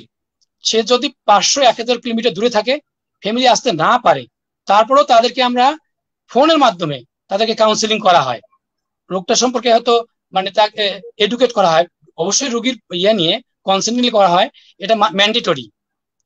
বিশেষ করে সুইসাইডাল পেশেন্ট হয়, এটা আমরা কনফিডেন্সিয়াল রাখতে পারি না, এটা ম্যান্ডেটরি একেবারে, এই কাজটা করা হয় এখানে বোতসোয়ানাতে। ধন্যবাদ নাসিবা। হয়তো পরবর্তীতে আমি আর কিছু বলবো আর কি, কাউন্সিলিং ও সাইকোথেরাপির প্রকারভেদগুলো নিয়ে যে সময় থাকে আমি বলবো ইনশাল্লাহ। জি, ইনশাআল্লাহ। স্যারকে ধন্যবাদ, বোতসোয়ানার কাউন্সিলিং প্র্যাকটিস সম্পর্কে আমাদেরকে ধারণা দিলেন। আমি সাইদুল ইসলাম স্যারের কাছে আসতাম বাংলাদেশের বিষয়টা নিয়ে। স্যার অলরেডি কিছু বলেছেন, এই বিষয়ে যদি কিছু অ্যাড করার থাকে। জি স্যার। না, আসলে খুব খুব চমৎকার করে শুনছিলাম তখন বোতসোয়ানার অভিজ্ঞতার জায়গাটা। আসলে সিদ্দিক সাকিব খুব ভালো বলছিলেন। বাংলাদেশের প্রেক্ষাপটে আসলে এখনো অনেকগুলো যে আমাদের তো এখন পর্যন্ত গ্যাপ রয়েছে এই ফিল্ডটাতে। আমরা খুব খুব বেশি দিন না আমাদের এই মেন্টাল হেলথ যে এখন প্রমোট হচ্ছে, সেটা খুব আসলে শুরুটা হয় যখন বড় ধরনের ক্রাইসিস ঘটে, কোনো একটা ইভেন্ট ঘটার পরে আসলে কর্তৃপক্ষের নজরে আসে যে না, এই বিষয়ে কিছু একটা করা দরকার। স্কুলে কিছু ঘটছে, তখন বলে যে না, স্কুলে সাইকোলজিস্ট লাগবে। কলেজে হচ্ছে, তখন সেখানে বলে যে দরকার। ইউনিভার্সিটি যেমন সদ্য এই খুব রিসেন্ট সুইসাইডের ঘটনা ঘটলো, তখন আসলে আমাদের মধ্যে এই জিনিসগুলো আসে, হ্যাঁ, যে না, এখানে মনে হয় দরকার। কিন্তু শুরুটা যদি কর্তৃপক্ষ যদি আরো আগে থেকে বিষয়গুলো নিয়ে ভাবেন যে না এখানে আসলে দরকার কাউন্সিলর বা সাইকোথেরাপিস্ট অথবা যিনি সেবা প্রদান করবেন, যিনি প্রশিক্ষণ প্রাপ্ত হবেন, সেই জায়গাটার গুরুত্বটা কিন্তু এখনো ওই পরিমাণে হয়নি। কিন্তু এটা একটা আশাবাদী যে আমরা মাত্র শুরু হচ্ছে যে বাংলাদেশ গভর্নমেন্ট হসপিটাল গুলোতে, যদিও এটা প্রকল্প ভিত্তিক, যেখানে ক্লিনিক্যাল সাইকোলজিস্ট এবং চাইল্ড সাইকোলজিস্ট এবং অন্যান্য ফিজিওথেরাপির যে বিষয়গুলো সেগুলো অলরেডি ইনক্লুডেড। তো সেই জায়গায় মাল্টিডিসিপ্লিনারি টিমের কথা যেটা বলছিলেন বৎসনার উদাহরণটা, সেটা পুরোপুরি না হলেও সেটা একটা মাত্র স্টার্টিং। আমি বলবো যে এখনো এই জায়গায় আমাদের অনেক বড় কাজ করার সুযোগ রয়েছে, যে একজন বেনিফিশিয়ারিকে নিয়ে অর্থাৎ একজন ক্লায়েন্টকে নিয়ে অন্যান্য সকল ডিপার্টমেন্ট একসাথে বসে তাকে অ্যাসেস করবে, আইডেন্টিফাই করবে, তার জন্য একটা বেটার ট্রিটমেন্ট প্ল্যান করবে এবং ফ্যামিলিকে এঙ্গেজ করে তাকে নিজে এবং থেরাপিস্ট এবং ডিফারেন্ট ডিসিপ্লিনের মানুষজন একসাথে করে তাকে দেখবে। তো এই জায়গাতে একটু গ্যাপ রয়েছে, তবে আশা করি যে আমরা আমাদের বাংলাদেশ প্রেক্ষাপটে যেভাবে মানসিক স্বাস্থ্যটাকে হাইলাইট করা হচ্ছে এখন, আস্তে আস্তে হয়তো বা সেই জায়গাটা পূরণ হবে, আমরা আশাবাদী বাংলাদেশ প্রেক্ষাপটে। জি, স্যারকে অনেক ধন্যবাদ। আমাদের সোসাইটিতে আসলে একটা kind of point of view তৈরি হয়ে গেছে যে বাংলাদেশের মানুষ আসলে প্রিভেনশনের জায়গায় রেমেডিটাকে বেশি পছন্দ করে, যে সমস্যাটা না হতেই কেন আসলে সেটা প্রিভেন্টের দিকে যাব, সমস্যাটাকে হোক না, তারপরে দেখি কি করা যাবে। আমাদের যেটা বাইরের দেশে খেয়াল করা যায় যে স্কুলগুলোতে, কলেজগুলোতে সাইকোলজিস্টের একটা জায়গা থাকে। এখন বাংলাদেশে সাইকোলজিস্ট একটা স্কুল পর্যায়ে বা একটা কলেজ পর্যায়ে, সেটা হোক যত বড় স্কুলই হোক, কলেজ পর্যায়ে হোক, সাইকোলজিস্ট বিষয়টা খুব ডিফারেন্ট আর কি। কেউ যদি করে যে তাহলে সেটাকে অনেক অন্যরকম একটা উদ্যোগ হিসেবে নেওয়া হয়। কিন্তু একটা জিনিস যদি খেয়াল করা হয় যে একটা নর্মাল স্কুলে যদি একটা বাচ্চা 10 জন দ্বারা বুলিড হয় কোনোভাবে, তাহলে সেই বাচ্চাটা আসলে কোথায় যাবে? সে কি আর কোন একটা ফ্রেন্ডের কাছে যে কান্নাকাটি করবে, নাকি সে ওই সময়ে আসলে তার একজন কাউন্সিলর দরকার, যাতে সে ওই বুলিংটাকে কোনো না কোনো ভাবে হ্যান্ডেল করতে পারে, সেখান থেকে যেন বের হয়ে আসতে পারে। তাছাড়া যেটা হয় যে এই ধরনের কগনিটিভ যে বুলিং গুলো হয় আমাদের স্কুলগুলোতে, এটা বাচ্চার বা একজন টিনেজারের মেন্টাল হেলথের উপরে অনেক নেগেটিভ কি বলবো প্রভাব ফেলে আর কি। এইবার সাইদুল ইসলাম স্যারের কাছে একটি সম্পূরক প্রশ্ন করতে চাই, স্যারের কাছে এক্সপেরিয়েন্স জানতে চাইবো এরকম কোন একজন পেশেন্টের যার ক্ষেত্রে দেখা গেছে যে কাউন্সিলিং এই সে সুস্থ হয়ে গেছে, তার আসলে মেডিকেশনের কোনো দরকার হয়নি, এরকম কোন এক্সপেরিয়েন্স আছে কিনা স্যার? আচ্ছা, খুবই দারুণ প্রশ্ন করেছেন। আসলে বিষয়টা হচ্ছে এরকম যে এটা শুধুমাত্র আমার একটা উদাহরণ দিই না, আমি একটা প্রথমত ওভারঅল কথা বলি নেই, যেটা হচ্ছে যে মানসিক রোগের তো অনেকগুলো ধরন রয়েছে, রাইট? কিছু আছে নিউরোসিস বলি আমরা, নিউরোসিস রয়েছে, কিছু সাইকোসিস রয়েছে। তো নিউরোসিস বলতে কিছু লঘু ধরনের, অর্থাৎ যেই মানসিক রোগগুলো তীব্র আকার না কিন্তু অতীব্র, অর্থাৎ কম গুরুতর যে মানসিক রোগগুলো আছে সেগুলো হয়তো কাউন্সিলিং অনেক ক্ষেত্রেই কিউর হয়ে যায়। কিন্তু যখন সেটা সাইকোটিক লেভেল হয়, অর্থাৎ তীব্র মানসিক সমস্যা, যেখানে একটা ওষুধের বড় মানে ভূমিকা রয়েছে নিঃসন্দেহে, তার মধ্যে পার্টিকুলার যদি কিছু বলি, যেমন কিছু সমস্যা রয়েছে সাইকোসোমাটিক, অর্থাৎ ব্যক্তির মধ্যে শারীরিক ভাবে সমস্যা দেখা দিচ্ছে, ম্যানিফেস্টেশন হচ্ছে বডিতে, কিন্তু রিজনটা হচ্ছে সাইকোলজিক্যাল। অর্থাৎ এই ক্ষেত্রে অনেক বেশি ইম্প্যাক্ট ফেলে। এই ক্ষেত্রে এরকম আমরা দেখেছি একজন বেনিফিশিয়ারি অর্থাৎ কথা বলছেন না, যে কথা বলছেন না তার রিজনটা কি ছিল? তার ফ্যামিলিতে হচ্ছে তিনি ছিলেন একমাত্র ছেলের বউ। তো সেক্ষেত্রে তার শাশুড়ি যে ছিলেন তার কাছ থেকে উনি বুলিং এর শিকার হতেন, যে তুমি যদি ঠিকমতো কাজকর্ম না করো সেক্ষেত্রে আমি আমার ছেলেকে অন্য জায়গায় বিয়ে দিয়ে দিব। অর্থাৎ এই ক্ষেত্রে তিনি যে যখন এই ধরনের সিচুয়েশনে পড়তেন তখন তিনি একদম কথা একদম টোটালি স্টপ করে দিতেন, মিউট হয়ে যেতেন। অর্থাৎ এবং এরকম একটা না অনেক দিন ধরে দেখা যায় যে প্রায় মাসখানেকের উপরে কোনো একটা কথা বলছেন না। তো সেই ক্ষেত্রে এই ওই বেনিফিশিয়ারির সাথে যখন আমাদের কাউন্সিলিং সেশনে বসি, সেক্ষেত্রে তো ভার্বালি আমার কথা উনি বুঝতেছেন, রেসপন্ড করছেন না, তখন তার সাথে লিখে লিখে সেশন গুলো কন্ডাক্ট করে সেখানে তার কাছ থেকে কিছু বেটার আউটকাম আমরা দেখতে পাই। এবং এমন হয় যে কনভার্সনের এটাকে আমরা বলি সাইকোসোমাটিক প্রবলেম বা সোমাটোফর্ম ডিসঅর্ডার বলে।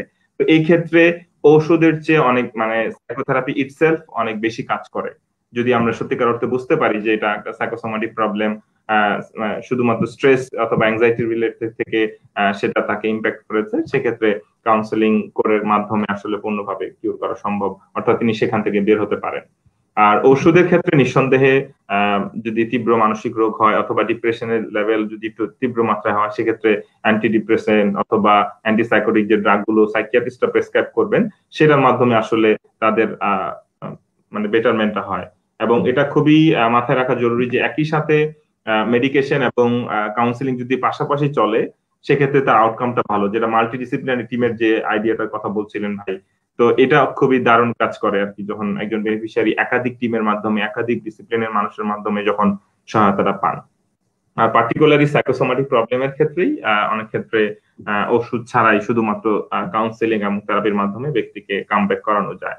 তার কারণ তার মধ্যে একটা আনরিজলভ কনফ্লিক্ট থাকে, যেটা অমীমাংসিত, তার মনের আনকনসিয়াস মাইন্ডের একটা প্রবলেম। সেটা যখন রিজলভ না হবে সেটা তার বডির মাধ্যমে তখন রিয়াকশনটা আসে।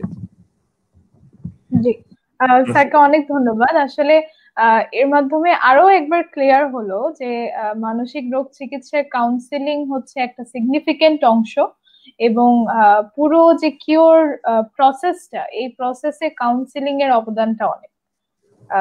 এই পর্যায়ে শিবলি সাদিক স্যারের কাছেও একই প্রশ্ন নিয়ে যেতে চাই।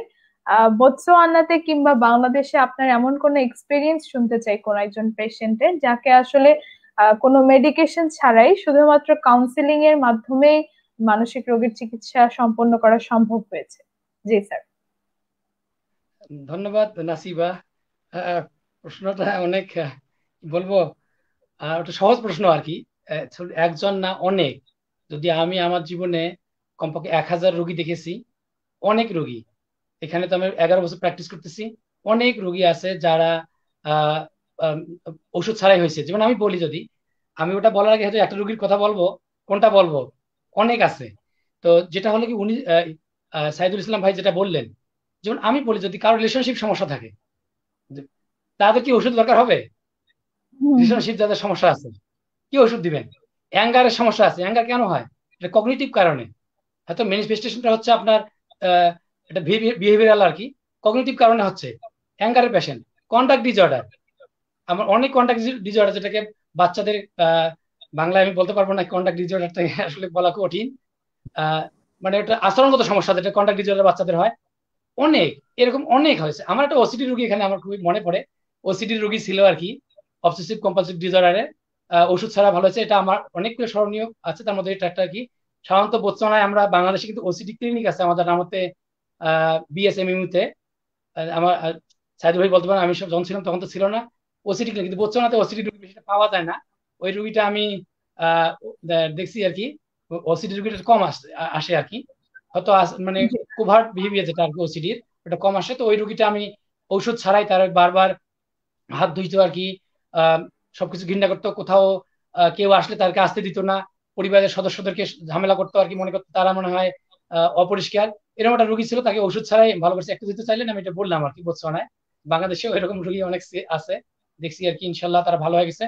তো আমি যে বিষয়টা বলতে চাই, আমার মনে হয় সাইদুল ইসলাম ভাই উনি বলেছেন, যদি সাইকোটিক সমস্যা হয় অবশ্যই তাদের ওষুধ লাগবে, কিন্তু অনেক নিউরোটিক রোগী আছে, বিশেষ করে রিলেশনশিপ সমস্যা, অ্যাঙ্গারের সমস্যা, কন্ডাক্ট ডিসঅর্ডার, যেমন যদি আপনার মেন্টাল ডিসঅর্ডার থাকে, তাদেরকেও আমরা ওষুধ ছাড়া, মানে ফ্যামিলি কাউন্সিলিং এর মাধ্যমে, আমরা তো ওষুধ কিউর করা যাবে না, কিন্তু ম্যানেজ করা যাবে আর কি। তো ওই কিছু কিছু ক্ষেত্রে আপনার ওষুধ একেবারেই দরকার হয় না, আমি এটা বলবো। এটা যদি ওষুধ দেয়, হয়তো কিছু কিছু রোগের, যেমন রিলেশনশিপের ক্ষেত্রে, ড্রাগ অ্যাবিউজের ক্ষেত্রে যদি বলি আমি, যদি একেবারেই ডিপেন্ডেন্ট না হয়, একটু প্রাথমিক অবস্থায় থাকে, তাকে কাউন্সিলিং এর মাধ্যমে, মোটিভেশন ইন্টারভিউ এর মাধ্যমে ভালো হয়ে যাবে।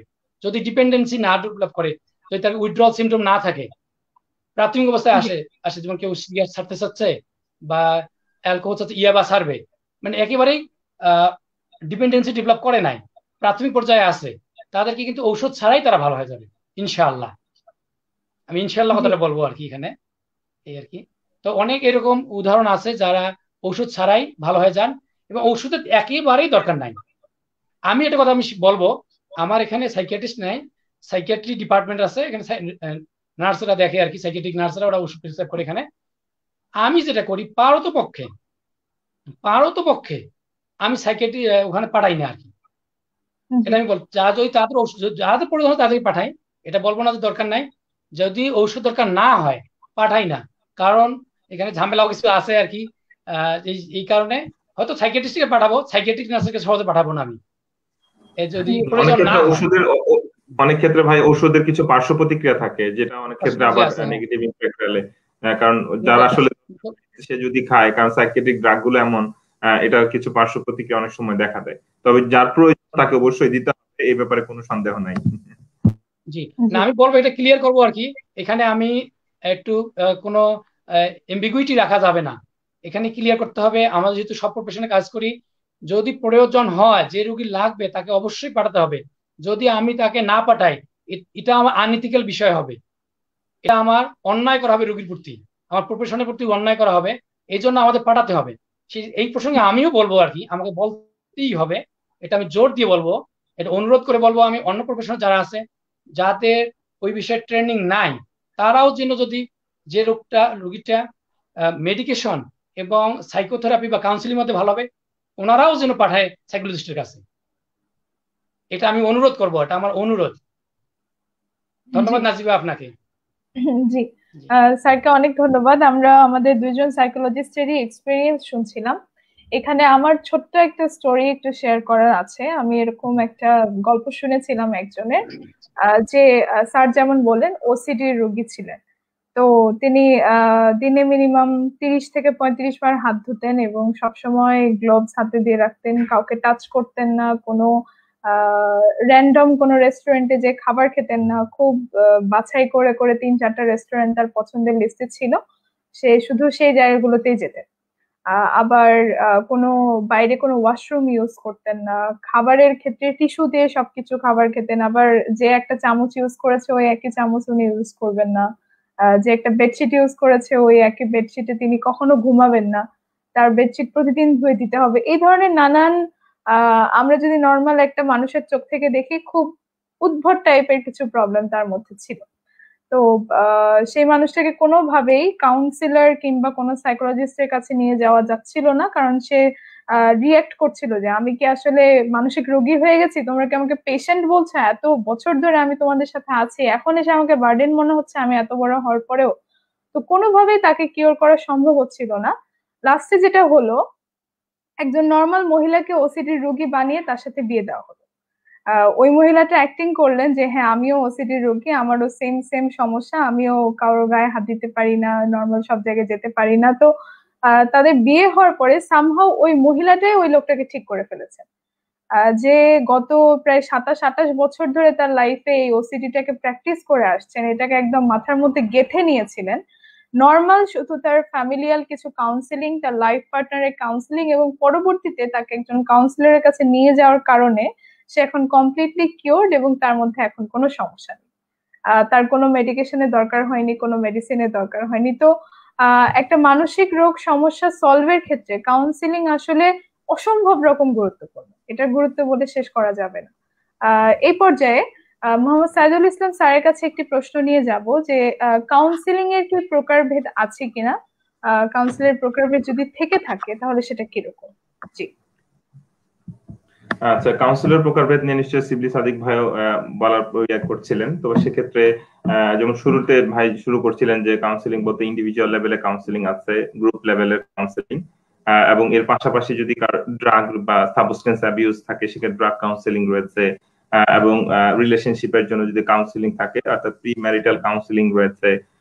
আবার কিছু রয়েছে যে ক্লায়েন্ট সেন্ট্রেড অ্যাপ্রোচ, অর্থাৎ অ্যাপ্রোচের জায়গায় বা অনেক বড় আকারে যদি বলি স্কুল রয়েছে, সেই স্কুলের মধ্যে যেমন কগনিটিভ বিহেভিয়ার স্কুল, অর্থাৎ আমরা বলি যে কগনিটিভ বিহেভিয়ার থেরাপি, আবার যেটা আছে অ্যাকলেকটিক বিহেভিয়ার থেরাপি, অনেক সময় অ্যাকলেকটিভ মেথডে কেউ করেন যে মাল্টি অ্যাপ্রোচকে একসাথে করে ব্লেন্ড করে উনি মানে কাজ করেন। তো এইরকম করে একাধিক মানে মানে ওয়ে অফ কাউন্সেলিং রয়েছে। এবং বলা যায় এটাকে দেখে এইডস যদি কারো হয়ে থাকে তো সেক্ষেত্রে এইডস এর উপর হ্যাপাটাইটিস যাদের মানে কি বলে এটাকে এইচআইভি এইডস, হ্যাঁ, তো সেই জায়গায় তো তাদের জন্য কাউন্সিলিং আলাদা করে প্রয়োজন আছে পার্টিকুলার ডিজিজের ক্ষেত্রে, অর্থাৎ তীব্র যে রোগগুলো রয়েছে সেক্ষেত্রে তাদের কাউন্সিলিং আলাদা আছে। সাদিক ভাই মনে একটু অ্যাড করতে পারেন এই জায়গাতে এর সাথে। উনি বলছিলেন যে আমি বলবো, এই কারণে আমি আর এখানে বাড়তি কিছু যোগ করছিলাম। জি, শিবলি সাদিক স্যার প্লিজ। ধন্যবাদ ইউসুফ ভাই, আপনি বলে ফেলছেন, আমি আর রিপিট করব না। এইটা বিষয়ে আর কি আমরা যেটা বলা হচ্ছে যে ইন্ডিভিজুয়াল কাউন্সিলিং এবং গ্রুপ কাউন্সিলিং দুইটা আছে। যখন রুগীটা একাই আসেন, একটা রুগীকে সেন্টার করে যখন একটা রুগীকে নিয়ে আমরা যখন কাউন্সিলিং, ইন্ডিভিজুয়াল কাউন্সিলিং বলা হয় একজন রুগী। এবং ইন্ডিভিজুয়াল কাউন্সিলিং এর মধ্যে আবার আপনার তার সাথে ফ্যামিলি থাকতে পারে, ফ্যামিলি কাউন্সিলিং দরকার হতে পারে। এটা একটা রুগী থাকে। যেখানে গ্রুপ থেরাপি হয় সেখানে বা গ্রুপ কাউন্সিলিং হয় সেখানে মানে একটা স্ট্যান্ডার্ড থাকে আর কি, 6 থেকে 12 জন এরকম থাকে। হয়তো এটা আবার হোমোজেনাস গ্রুপ, হেটারোজেনাস গ্রুপ অনেক আছে ব্যাপার, কতগুলো বলতে যাবো না। তো এটা ইন্ডিভিজুয়াল কাউন্সিলিং হতে পারে এবং গ্রুপ কাউন্সিলিং হতে পারে। এটা গেল। এবং অ্যাপ্রোচ গুলো উনি বললেন, আমরা যেটা বাংলাদেশে প্র্যাকটিস করি, আমরা যেটা শিখছি আর কি, আমরা সবাই আমাদের ডিপার্টমেন্টে আমরা সিবিটি প্র্যাকটিস করি, কগনিটিভ বিহেভিয়ার থেরাপি। যেটা মূল কথা হলো আমরা কিভাবে আচরণ করব, আমরা কিভাবে ফিল করব, এটা নির্ভর করে আমাদের থটের উপরে। এইটা আর কি একটা বেসিক কথা, এর অনেক টেকনিক আছে এটা আর কি। তারপরেও বাংলাদেশে যেমন অনেক কিছু চলতেছে, যেমন অনেকে আছেন হিপনোসিস করেন, ইএমডিআর আছে, তারপরে ডাইলেকটিভ থেরাপি এখন আছে, মাইন্ডফুলনেস। বাংলাদেশে যেটা করা হয় আমরা সিবিটিতে প্র্যাকটিস করি বেশি আর কি। যেমন আপনার থাকতে পারে ম্যারেজ ম্যারেজ থেরাপি বা ম্যারেজ কাউন্সিলিং, ফ্যামিলি কাউন্সিলিং, যাকে মেরিটাল কাউন্সিলিং বলা হয়, বা ফ্যামিলি কাউন্সিলিং, এগুলো আছে আর কি। আমরা এটা অ্যাপ্রোচ আছে, আমরা ওগুলো বলতে যাব না আর কি, বেশি আমাদের বেশি কাজে আসবে না এখানে। তো আমি একটা কথা বলতে চাই, আমি হয়তো ওই সময় ছিলাম না, আপনারা যারা বলতেছিলেন যে স্কুলে কাউন্সিলিং এর কথা, বোচ্চনার কথা যদি আমি বলি, আমি একটু উদাহরণ দিব আর কি। তাই বলে আমি আমি আমার দেশকে অবশ্যই ভালোবাসি। আমাদের দেশে যদি এই কাজগুলো করে ভালো হবে। এখানে একটা প্রাইমারি স্কুলে, এখানে স্ট্যান্ডার্ড 7 মানে 7 ক্লাস পর্যন্ত, আপনার ক্লাস 7 পর্যন্ত আপনার প্রাইমারি। এখানে প্রাইমারি স্কুলে আপনার কাউন্সিলিং গাইডেন্স টিচার আছে, নাম্বার 1। এবং আপনার হাই স্কুল যেটাকে বলা হচ্ছে, বা এখানে জুনিয়র সেকেন্ডারি পড়ে ক্লাস 8 থেকে এসএসসি পর্যন্ত আর কি, দশম শ্রেণী পর্যন্ত, সেখানে আপনার কাউন্সিলিং ডিপার্টমেন্ট আছে, একজন টিচার না, একটু কাউন্সিলিং ডিপার্টমেন্ট। মানে ডিপার্টমেন্ট মানে কি, এক এক বা একাধিক, 2 বা ততোধিক এরকম থাকে। তো কি মানে আমরা যে বললে আমরা ঠিক আছে, আমরা অনেক দিকে আগে যাচ্ছি, অনেক আমাদের প্রোগ্রেশন আছে, আমাদের হচ্ছে মানুষ স্বাস্থ্যকে গুরুত্ব যাচ্ছে। আমি এই বিষয়ে আর একটা কথা বলতে চাই, হয়তো আমার একটা নিজস্ব ফিলিংসটা আমি শেয়ার করবো আর কি। সেটা কি, আমি বাংলাদেশের প্রোডাক্ট, আমি বাংলাদেশি প্রোডাক্ট। আমি ক্লিনিক্যাল সাইকোলজি ডিপার্টমেন্ট বাংলাদেশের হসপিটালগুলোতে নাই, কিন্তু বোচ্চনায় আছে। আমি এখানে এসেছি 2010 সালে, আমার আগে আরেকটা গ্রুপ আছে 2009 সালে, এবং তার আগে থেকে আছে। তাহলে এনারা কত উন্নত আমাদের, আমি এটা মনে করি আমাদের চেয়ে তারা কত অ্যাডভান্স। এবং এখানে বলে রাখি, এখানে কোনো ক্লিনিক্যাল সাইকোলজি ডিপার্টমেন্ট নাই বর্তমানে, ইউনিভার্সিটি লেভেলে কোনো ক্লিনিক্যাল সাইকোলজি ডিপার্টমেন্ট নাই, কিন্তু হসপিটালে ক্লিনিক্যাল সাইকোলজি ডিপার্টমেন্ট আছে। এটাই। তো এই বিষয়গুলো আমাদের চিন্তা করতে হবে, আমরা কত দূরে এগিয়ে গেছি। আমরা আমরা জানি আমাদের অনেক লিমিটেশন আছে, আমরা এগিয়ে যাচ্ছি, আমরা আরো এগিয়ে যাব ইনশাল্লাহ। তো এই বিষয়টা আমি বলতে চাই যে আসলে আমাদের আরো মেন্টাল হেলথের দিকে আমাদের অনেক গুরুত্ব দিতে হবে আর কি। আর একটা বিষয় আমি বলবো যে মানসিক স্বাস্থ্যের গুরুত্বটা কি, আমি একটা ছোট উদাহরণ দিব। হয়তো আমাদের সময় আর বেশি নাই, আমি জানি আমাদের প্রায় 1 ঘন্টা হয়ে গেছে। তো যে বিষয়টা হলো যে একজন মানুষের, দেখেন একজন ডাক্তারের কাছে গেছে, তার কি পেটের সমস্যা। পেটের সমস্যা কেন? সে ভালো খাবার খায় নাই। কেন ভালো খাবার খাচ্ছে না? ওয়াইফের সাথে ঝগড়া, ওয়াইফের সাথে ঝগড়ার কারণে ওয়াইফ রান্না করে না, যার কারণে তাকে বাসি পচা খাবার খাচ্ছে এবং পেটের সমস্যা হয়েছে। তাহলে তার হয়তো বা শারীরিক সমস্যাটা হয়তো হচ্ছে, কিন্তু মূল কারণটা কোথায়, কজটা কোথায়, হলো তার রিলেশনশিপের সমস্যা। জি যদি রিলেশনশিপের সমস্যাটা ঠিক করা যায়, তাহলে কিন্তু তার ওই শারীরিক সমস্যা হবে না। এটা উদাহরণ দিলে, তাহলে কাউন্সিলিংটা কত গুরুত্বপূর্ণ। আমি আরেকটা বিষয় বলবো, আমার জানা মতো একটা রিসার্চ আছে, হয়তো আমি এখন ওটা রেফারেন্সটা দিতে পারবো না। যে কোনো দেশে আউটপেশেন্ট ডিপার্টমেন্টে বা বহির্বিভাগে যারা রুগী যায়, তার 30 থেকে 35% রুগী যারা যায় তাদের কোনো শারীরিক সমস্যা নাই। যে কোনো হসপিটালে বহির্বিভাগে যারা যায়, যে রুগী, তার 30 থেকে 35%, মানে 10 জনের 3 জনের কোনো শারীরিক সমস্যা নাই। তারা শুধুমাত্র মানসিক সমস্যার কারণে, হয়তো ম্যানিফেস্টেশন গুলো ফিজিক্যাল, যেমন হেডেক হতে পারে, হয়তো পেটের সমস্যা, বা বুক ধড়ফড় করে, সিমটম গুলো হচ্ছে আপনার শারীরিক, কিন্তু কজটা হচ্ছে মানসিক বা মনের, সাইকোলজিক্যাল। তো অনেক আমাদের অনেক কিছু করার আছে। এই জন্য কাউন্সিলিং খুবই গুরুত্বপূর্ণ। কাউন্সিলিং লাগবে, সাইকোলজিস্ট লাগবে, কাউন্সিলর লাগবে, এবং ট্রেন্ড হতে হবে তাদেরকে। ধন্যবাদ আপনাকে জি নাসিবা। জি স্যারকেও অনেক ধন্যবাদ। আসলে বাংলাদেশে মানসিক স্বাস্থ্যকে একটা গুরুত্বপূর্ণ পর্যায়ে নিয়ে যাওয়ার যে যাত্রাটা, এটা সবেমাত্র শুরু হয়েছে। এখনো মানসিক স্বাস্থ্য সমস্যাগুলোকে সেরকম গুরুত্বপূর্ণ সমস্যা বলে মনে করা হয় না, মনে করা হয় যে এটা জাস্ট একটা মনের ভুল টাইপের কিছু। কিন্তু আমরা আশা করি এমন একটা পর্যায়ে বাংলাদেশ যাবে যে এখন একটা মানুষ শারীরিক যে কোনো ছোটখাটো সমস্যা দেখলেই যেরকম একজন প্রফেশনাল পার্সনের হেল্প নেওয়ার ক্ষেত্রে আগ্রহী হয়ে ওঠেন, মানসিক সমস্যার ক্ষেত্রেও যেন আমাদের রিয়াকশনটা ঠিক সেরকমই হয়। এরকম একটা পর্যায়ে আমরা যাব ইনশাল্লাহ। সেই জন্যই কাজ করে যাচ্ছি। শুধু আমরাই না, আমাদের বাংলাদেশে আরো অনেক সাইকিয়াট্রিক প্ল্যাটফর্ম গুলো কাজ করে যাচ্ছে, অনলাইন অফলাইন দুই ক্ষেত্রে। এর অবশ্যই একটা খুব ভালো রেজাল্ট আসবে। এই পর্যায়ে আমরা আমাদের প্রোগ্রামের একেবারে শেষ পর্যায়ে চলে এসেছি। তো আমি আমাদের দুজন অতিথিদের কাছ থেকেই আমাদের দর্শকদের প্রতি কিছু পরামর্শ এবং আজকের শেষ কথা নিব। প্রথমে চলে যাচ্ছি মোহাম্মদ সাইদুল ইসলাম স্যারের কাছে। জি স্যার। আহ, ধন্যবাদ নাসিবা। আমাদের আলোচনায় যে আড্ডা জমি উঠছিল, আসলে কথা তো অনেক থাকে আলোচনার মধ্যে, মাত্র খুব প্রারম্ভিক আলোচনা যে কাউন্সিলিং এর জায়গাটা, খুবই মৌলিক জায়গা নিয়ে আমরা আলোচনা করেছিলাম। তো তারপরেও যারা শুনছেন তাদের জন্য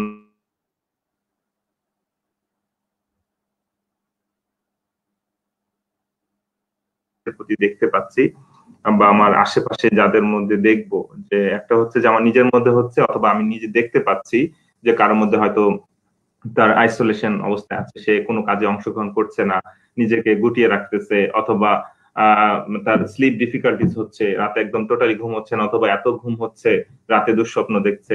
এরকম নানানবিধ সাইকোসোমাটিক পেইন, ভাই বলছিলেন যে শরীরে প্রকাশ পায়, কোমরে ব্যথা, ঘাড়ে ব্যথা, অথবা তার মাথা ব্যথা করছে, পেটে তার গ্যাস্ট্রো ইন্টেস্টিনাল প্রবলেম হচ্ছে। সেগুলোর কারণ যদি স্ট্রেস রিলেটেড হয়ে থাকে, সেক্ষেত্রে যেন যারাই আসলে এই সমস্যার মধ্যে পড়বেন বা দেখবেন, তারা যেন আহ একজন বিশেষজ্ঞের সাথে কথা বলেন, অর্থাৎ যিনি প্রশিক্ষণ প্রাপ্ত হবেন তার সাথে যদি কথা বলেন এবং একটা প্রক্রিয়ার ভিতর দিয়ে যান, আশা করা যায় সে ওনারা উপকৃত হতে পারেন। এবং এর পাশাপাশি নিঃসন্দেহে আমাদের প্রত্যেকের যে স্পিরিচুয়াল ওয়েলবিং এর জায়গাটা, এটাও যেন একটু মাথায় থাকে। আমরা প্রত্যেকে আমাদের নিজস্ব ভাবে ভালো থাকার চেষ্টা করি। তো আমাদের যে ওভারঅল ওয়েলবিং হইলে, আমি যখনই কথা বলি আমার এই বিষয়টা একটু মাথায় নিয়ে আসার চেষ্টা করি যে আমরা যদি ব্যক্তি ভালো থাকতে হয়, সেক্ষেত্রে আমার আবেগীয় ভাবে ভালো থাকা, আমার শারীরিক ভাবে ভালো থাকা, আমার সোসাইটি আমি যেখানে আছি এনভায়রনমেন্টাল সেটা যেন থাকে। একই সাথে আমার ইন্টেলেকচুয়াল ভাবে আমি কতটা প্রবলেম সলভ করতে পারছি বা পারছি না এই জায়গা। এবং আমি খুবই গুরুত্ব সহকারে এটা বিষয়ের মাথায় বলতে চাই, সেটা হচ্ছে স্পিরিচুয়াল ওয়েলবিং, অর্থাৎ আমার আধ্যাত্মিক ভাবে, অর্থাৎ আমার যে ভ্যালুস গুলো আছে, আমার রিলিজিয়াস যে বিলিফ গুলো, যে জায়গাগুলো আছে, সেটার একটু যত্ন নেওয়া। এবং সেই জায়গার মাধ্যমেও কিন্তু আমি ব্যক্তিকে ভালো রাখতে পারি। এবং বিভিন্ন গবেষণার মাধ্যমে দেখা যায় যারা যেই যে ধর্মাবলম্বী হোক না কেন, যিনি প্র্যাকটিস করেন এবং যিনি প্র্যাকটিস করেন না, তাদের মধ্যে মেন্টাল হেলথের একটা সিগনিফিক্যান্ট পার্থক্য দেখা যায়। অর্থাৎ আপনারা যারাই আসলে আজকের অনুষ্ঠান শুনছেন, তাদের যে স্পিরিচুয়াল ওয়েলবিং এর জায়গা, এটা যত্নশীল হওয়া, সম্পর্কের জায়গাগুলোতে যত্নশীল হওয়া, এবং আমার যে এনভায়রনমেন্ট রয়েছে, প্রফেশনাল ক্ষেত্র রয়েছে, শারীরিক স্বাস্থ্যের প্রতি মনোযোগ দেওয়া, এবং আমার আবেগীয় স্বাস্থ্যের প্রতি মনোযোগ দেওয়া, এবং আমি যেভাবে চিন্তা করছি, the way I am thinking, সেই চিন্তার মধ্যে যদি আমি এমন মনে হয় যে আমার চিন্তাটা রেশনাল হচ্ছে না, সেক্ষেত্রে যেন আমি একজন কাউন্সিলরের পরামর্শ নিতে পারি। এবং এর মাধ্যমে আমি আমার যে প্রোডাক্টিভ লাইফ, অর্থাৎ মেন্টাল হেলথ যে যাকে বলছি আমরা, একটা ভারসাম্যপূর্ণ অবস্থা, যেখানে ব্যক্তি তার নিজের স্কিল গুলোকে বুঝতে পারবে, দৈনন্দিন কাজকর্ম যা আছে, যদি চাপমূলক পরিস্থিতির সাথে যখন খাপ খাইয়ে চলতে পারে এবং সমাজে তিনি কন্ট্রিবিউট করতে পারেন, এমন একটা ভারসাম্যপূর্ণ একটি ওয়েলবিং আসলে আমরা নিশ্চিত করতে চাই। এটাই আমাদের লক্ষ্য। আজকের এই আলোচনা যে উদ্যোগী হয়েছে একাডেমি 21, তাদেরকে আসলে স্বাগত জানাই, এবং যারা শুনেছেন ধৈর্য সহকারে এবং যারা শুনবেন তাদেরকে আসলে স্বাগত জানিয়ে আমি আজকের কথা শেষ করছি। আসসালামু আলাইকুম। জি স্যারকে অনেক অনেক ধন্যবাদ। এই পর্যায়ে শিবলি সাদিক স্যারের কাছে যেতে চাই, আজকের প্রোগ্রামের শেষ কথা বলার জন্য অনুরোধ করছি স্যারকে। জি ধন্যবাদ নাসিবা। আমি একটু সময় নিব, বেশি সময় নিব না, একটু বলবো। সাইদুল ইসলাম ভাই যেটা থেকে শেষ করছেন আমি ওখান থেকে শুরু করবো আর কি। আসলে আমরা কাউন্সিলিং এ, আমি এই বিষয়টা একটু আলাদাভাবে বলতে চাই। আমরা কাউন্সিলিং এ অনেক সময় আমরা মনে করি, আমাদের ধারণা আছে যারা কাউন্সিলর বা সাইকোলজিস্ট বা সোশ্যাল ওয়ার্কার আছে, আমরা মনে করি যে আধ্যাত্মিক ব্যাপার বা স্পিরিচুয়াল ব্যাপারটা আমাদের নিয়ে আসতে হবে না। এটা এটা দরকার হয় না, আমরা অনেকেই মনে করি। কিন্তু আমি ব্যক্তিগতভাবে মনে করি একজন মানুষ হিসেবে, একজন সাইকোলজিস্ট হিসেবে, যে আপনার স্পিরিচুয়াল ব্যাপারটা খুবই গুরুত্বপূর্ণ। আমি একটা ছোট্ট উদাহরণ দিব, দুইটা বিষয় খুবই বলবো আর কি। একটা রুগী, আমার এরকম অনেক রুগী আসে যারা হয়তো আগে চার্চে যেত, এখানে চার্চ বলে আর কি, যেহেতু এখানে আমার খ্রিস্টান বেশি, চার্চে যেত, হয়তো স্ট্রেসের কারণে চার্চে যাচ্ছে না, যার কারণে তার কি হয়, তার স্ট্রেসটা বেড়ে গেছে। এবং মানে দুইটা, এমনি তো স্ট্রেস আছে, তারপর আবার চার্চে যাচ্ছে না, তার একটা কিন্তু গিল্টি ফিলিং এসে যায়, যার কারণে তার সমস্যাটা ডাবল হয়ে যায়। এটা একটা ভিসিএস সাইকেলের মতো বা দুষ্ট চক্রের মতো। তো যখন আমি দেখি যে না, তার সাথে কথা হয় যে না, আপনি চার্চে যাইতেন, এখন যাচ্ছেন কি না, যখন সে চার্চে যাওয়া শুরু হয়, পরবর্তী সেশনে এসে তার ফিডব্যাক দিচ্ছে আমি অনেক ভালো হয়ে গেছি। তো আমরা অনেক সময় মনে করি যে না, কাউন্সিলিং এ স্পিরিচুয়াল ব্যাপারটা অত গুরুত্বপূর্ণ না, কিন্তু একটা স্পিরিচুয়াল ব্যাপার খুবই গুরুত্বপূর্ণ। যেমন আমি একটা বিষয় বলি, যে সুইসাইডের ক্ষেত্রে আমরা জানি সব ধর্মেই আপনার সুইসাইডকে এটাকে নিষিদ্ধ করা হয়েছে। যদি একটা মানুষ ধর্মে বিশ্বাস না করে, যদি ধর্ম বিশ্বাস না করে, তাহলে তাকে তো আর কাউন্সিলিং করা যাবে না। সেই জন্য ধর্মীয় বিষয়টা আমার জানতে হবে আর কি, সে কোন ধর্মের মানুষ, কতটুকু তার ধর্মীয় জ্ঞান আছে। কাউন্সিলিং করতে গিয়ে ধর্মের বিষয়টা নিয়ে আসতেই হবে। এটা আমি আমি মনে করি, এটা হয়তো বা কাউন্সিল, একজন মানুষ হিসেবে এবং সাইকোলজিস্ট হিসেবে আমি মনে করি ধর্মীয় বিষয়টা খুবই গুরুত্বপূর্ণ কাউন্সিলিং এ। আমি আর একটা কথা বলবো এখানে, আমরা যে বলি ধর্ম, স্পিরিচুয়ালিটি হয়তো আধ্যাত্মিক ব্যাপার, ধর্ম এটা হয়তো অন্য আলোচনায় আসি যাবে। ধর্মটা কি? ধর্ম শব্দটি এটা হলো কিন্তু সংস্কৃত শব্দ। ধর্ম শব্দটি আছে ধৃ ধাতু থেকে। ধৃ মানে হচ্ছে ধারণ করা। যদি আমি ধর্ম ধারণ করি, যেটা নিয়ে মানুষ বেঁচে থাকে, সেটাই তো ধর্ম। যদি আমি বেঁচে থাকার কিছু না থাকে, কিছু আমি কিছু ধরে না থাকি, আমার ধারণ করার কিছু না থাকে, তাহলে আমি কিভাবে বেঁচে থাকবো? সেই জন্য আমি বলবো, হয়তো আমি অল্প সময়ের মধ্যে বিস্তারিত বলতে পারতেছি না, এটা মিস ইন্টারপ্রেট করা যাবে না। ধর্মীয় বিষয়, যে ধর্মেরই হোক, তাকে ধর্মীয় বিষয়, রুগীর বা ক্লায়েন্টের যে ধর্মীয় বিষয়, এটা আমাদেরকে জানতে হবে, এটা নিয়ে কাজ করতে হবে। যেমন আমি বলবো আর কি, এটা শেষ পর্যায়ে আমি এসে গেছি, বলে ফেলবো। আপনি দেখবেন বাংলাদেশের সুইসাইডের রেটটা বেড়ে গেছে। কারা সুইসাইড করতেছে? রিসার্চ করে দেখা হোক। যে 5 ওয়াক্ত নামাজ পড়ে, ধর্মে বিশ্বাস করে, আমি শুধু মুসলমান বলবো না, যে ধর্মেরই হোক, কেউ যে ধর্মে বিশ্বাস করে, পরকালে বিশ্বাস করে, সে কিন্তু কখনোই কখনোই সামান্যটুকু যদি তার বিশ্বাস থেকে সৃষ্টিকর্তার উপর, সে কখনোই সুইসাইড করবে না। তো ধর্মীয় ব্যাপারটা খুবই গুরুত্বপূর্ণ। আর আমি সেটা বলবো, আজকে আমরা আলোচনা করেছি, অনেকগুলো বিষয় এসেছে, আহ সব অ্যাপ্রোচ নিয়ে কথা বলছি আমরা। আমরা যেটাকে মেডিকেল মডেল বলে বা আপনার ফার্মাকোথেরাপি বলা হয়েছে। আমি সব যারা একজন মাল্টিডিসিপ্লিনারি টিমে যারা আমরা কাজ করি, সবাই আমরা একজন রুগীর ওয়েলবিং এর জন্য চেষ্টা করব। আমরা চেষ্টা করব কিভাবে রোগী ভালো হয়, রোগী হাইয়েস্ট বেনিফিট কিভাবে পেতে পারে, সেই চেষ্টা করব। আর আমরা আমি academy.21 এর দর্শকদেরকে বলবো, আপনারা ভালো থাকবেন, মানসিকভাবে সুস্থ থাকবেন। এবং যেহেতু করোনাকালীন সময়ে আপনারা যে করোনার যে আপনার প্রিকশনস গুলো আছে, সতর্কতামূলক ব্যবস্থা আছে, সেগুলো নিতে হবে। আমার ভালো থাকবেন, আমার জন্য দোয়া করবেন। আসসালামু আলাইকুম ওয়া রাহমাতুল্লাহি ওয়া বারাকাতুহু। জি, স্যারকে অনেক অনেক ধন্যবাদ। আজকে একাডেমি 21 এর সাপ্তাহিক আয়োজন মনোসংলাপের 45তম পর্বে আমাদের আলোচনার বিষয় ছিল মানসিক রোগ চিকিৎসায় কাউন্সিলিং এর গুরুত্ব, এবং আমাদের সাথে অতিথি হিসেবে যুক্ত ছিলেন Shibli Sadiq, principal clinical psychologist, ministry of health, Botswana, এবং মোহাম্মদ সাইদুল ইসলাম, সহকারী চিকিৎসা মনোবিজ্ঞানী। আমাদের অতিথিরা দুইজনেই অত্যন্ত জ্ঞানী দুজন ব্যক্তি, এবং আমি বলবো যে ব্যস্ত দুজন মানুষ, কিন্তু তাদের সময় থেকে তারা একাডেমি 21 এর জন্য সময় তৈরি করে নিয়েছেন। তাদেরকে অনেক অনেক ধন্যবাদ। আমরা দাবি করতে পারি যে আজকে আমরা একটি সফল প্রোগ্রাম করেছি, এবং একাডেমি 21 এরকম আরো প্রোগ্রাম করে যাবে, যে সামাজিক ইস্যু গুলো যখনই তৈরি হয় আমরা চেষ্টা করি প্রত্যেকটা ইস্যুকে কোনো না কোনো ভাবে অ্যাড্রেস করার জন্য। সেরকমই আজকে একটা প্রচেষ্টা ছিল মানসিক রোগে চিকিৎসার ক্ষেত্রে কাউন্সিলিং এর গুরুত্বটা আমরা এখানে পরিষ্কার করার চেষ্টা করেছি, এবং আমাদের দুইজন অতিথি বেশ ইফেক্টিভলি বিষয়টি আলোচনা করেছেন। আজকের প্রোগ্রামের ইতি এখানেই টানছি।